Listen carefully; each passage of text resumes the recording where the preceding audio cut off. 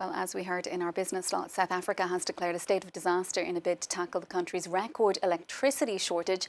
It's dominating the front pages there. Our press reviewer, Deeptika Laurent, is here to give us more. Well, Sharon, after consecutive blackouts in the country, President Cyril Ramaphosa announced yesterday in his State of the Nation address that he is declaring a state of disaster and appointing an electricity minister and really pumping more money into the country's electricity public utility called Exim. For most of the papers, though, his pledges are nothing but empty promises. You see that here on the front page of the Sowetan, a South African paper, which says deja vu. State of disaster number 2, the paper reminding us that power cuts lasting up to 10 hours a day have crippled South African businesses and the economy as a whole. You also see on the front of this paper, Business Day, another South African daily, that annual speech by Cyril Ramaphosa, the State of the Nation speech, saw chaotic scenes in which members of a far-left party were kicked out after raising points of order with the president. So a rather chaotic address to the nation yesterday for the South African president. And Deepti, that entire speech and what it represents, they've also been criticised in the press. Tell us about that. Well, let's go back to the Sowetan, that's a South African paper, which explains that the State of the Nation address, really, they slam it as an annual speech by the president each February that is also a glitzy, taxpayer-funded event for, I quote, politicians to walk on the red carpet and have their egos all inflated. It's the paper saying it dates back to the apartheid, and for that reason, this whole idea of the State of the Nation speech really needs to go, arguing that it is really out of touch with the reality of life for many South African people. The Mail and Guardian, another South African daily, also runs this front page today, really summing up what the papers think of Cyril Ramaphosa's State of the Nation speech.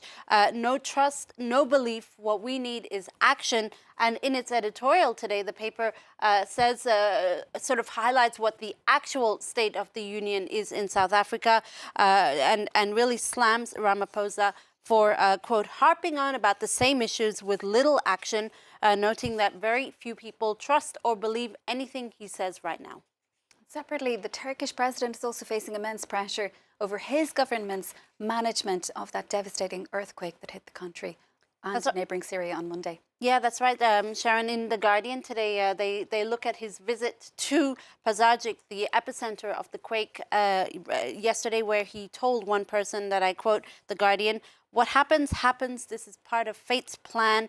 His strategy to double down on his argument that the earthquake was responsible for the devastation of the country, not poor building construction linked to corruption or the government's delayed rescue response. It's also the focus of Cumhuriyet, a Turkish paper here, which has sent its reporters to that area in Turkey and paints a very grim picture of life there in that region that was badly affected by the earthquake, where people really split between anger at the government's seeming inaction, lack of electricity, lack of food supplies, lack of water, and the grief at having lost loved ones. The situation is catastrophic, the paper in this article today describing hospitals having to turn away people with broken limbs to deal with more serious cases.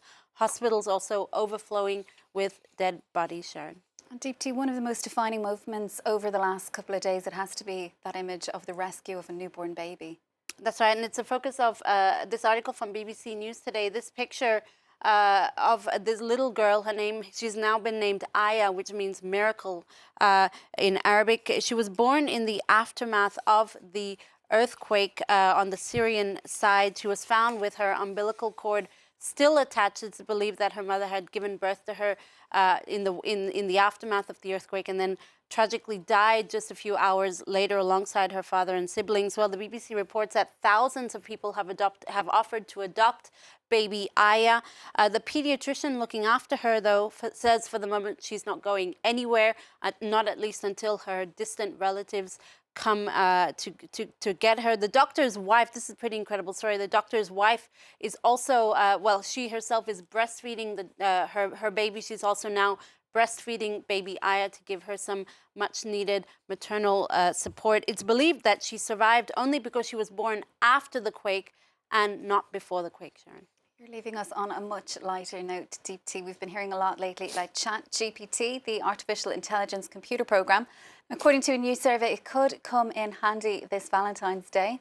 Well, ChatGPT can pretty much write anything, bringing with it the ethical consequences that in domains like academia. Well, according to a survey cited by The Telegraph, half of men polled say they would turn to ChatGPT to write the most romantic love notes to their loved ones this Valentine's Day because they doubt their own capabilities at romance. 20% did say that they would do it out of sheer laziness. So if you do get a Valentine's Day card this year, you might want to read it perhaps twice or even 3 times to make sure that it was actually written by a human. Sometimes you can't tell, though, can you, when it comes to those Valentine's Day cards? Not very romantic, Deep T, it must be said. That's our press reviewer, Deep T Laurent. Now, do stay with us here on France 24.